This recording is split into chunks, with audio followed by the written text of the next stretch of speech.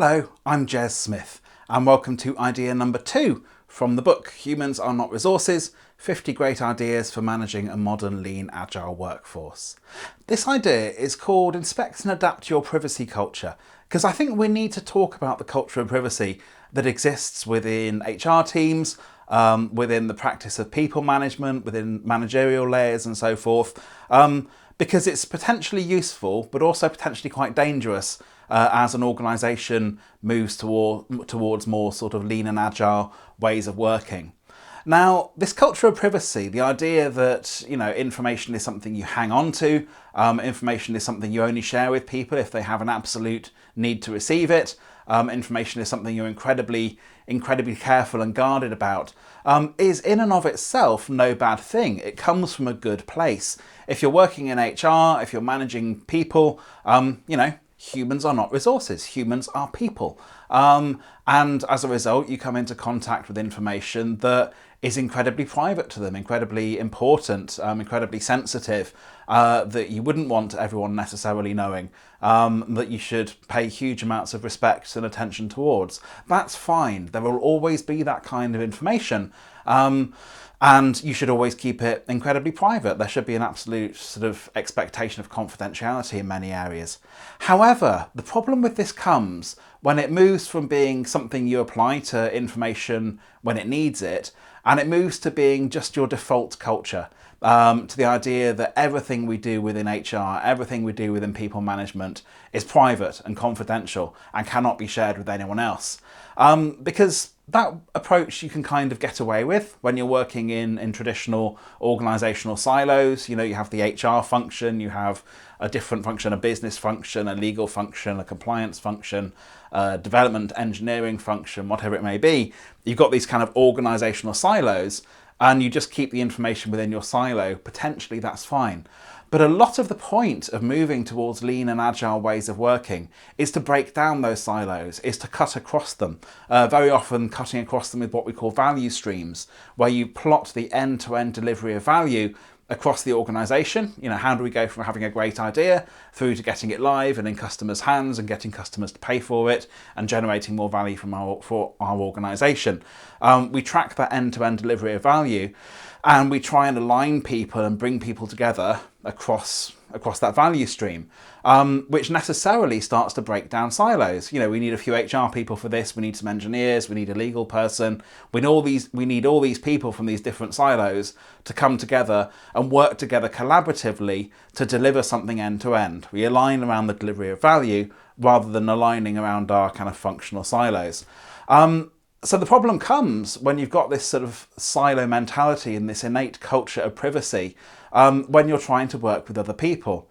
Because if one particular silo starts working with other people and says, well, we don't share information, everything we do is confidential, we can't tell anyone anything, then the flow of value and the collaboration and the communication becomes an awful lot harder.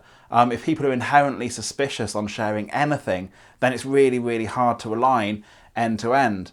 And not just is it hard to align, it can start to make things worse for other parts of the organisation as well, in as much as it starts to spread that culture of privacy. Everyone starts to think, well, can I say this? Can't I say this? Can I share this? I don't know. Should I be doing this? And the end-to-end alignment starts to break down. Basically, you start pushing what are called anti-patterns back into other teams. You start pushing sort of bad practices and behaviours into other teams. And if you're doing it with a culture of privacy and confidentiality, very often those other teams don't need it. They thrive on feedback loops. They thrive on doing a bit of work, showing it to people, being transparent, getting feedback on it and using that to decide what to do next. That's kind of at the heart of what agility is, really. Changing direction easily based on feedback. So if you start pushing a culture of privacy and sort of confidentiality into other parts of the organisation because of the culture that you embody in your area, then actually it can make everything else worse as well. But I genuinely saw this once when I was working with a training department, and we'd come up with some ideas, or the department had come up with some ideas for what people should be trained in. And I said, great, let's share them. Let's share them with people, get some feedback, see if we're on the right track. And immediately people just were horrified. They were like, no, of course we're not going to share this. We don't share what we do. Why would we tell people what we're doing until we're going to do it to them? We will design the training program, and then once that's all fully designed and signed off, then we will tell people what they're being trained in, which was complete opposite of kind of an agile and lean approach. And there was no harm in telling people what they were likely to be trained in, getting some feedback on it. That didn't need to be kept confidential.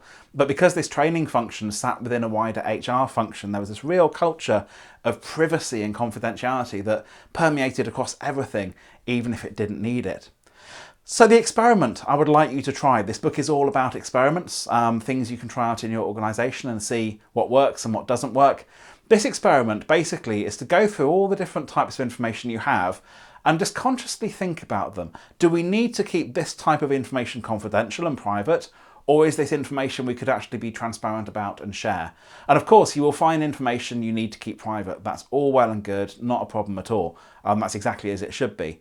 But you start to then consciously think about what degree do we have a privacy culture that pervades everything? Are there things we're keeping private and confidential because we haven't really thought about it? And if we think about it, we could be transparent about this. Maybe even when you get more confident in this area, move to a culture of transparency by default. Everything is transparent unless someone decides otherwise. That's a really, really kind of nice approach. I did this once with some clients many years ago, and it kind of took a mental weight off us to say, you know what? Everything's transparent unless we actually consciously think that really shouldn't be. And it made us consciously think every time and constantly reflect. And by doing that constant reflection on whether things should be transparent or private, we started to shift our culture. We started to shift towards that idea of transparency and really start to get our heads around what lean and agile really meant. So I hope that's of interest. If it was, feel free to leave a like or feel free to leave a comment. It would be lovely to hear what you thought of this idea and how it might work in your context. If you really liked it, feel free to subscribe to the channel. There are plenty more videos like this coming up.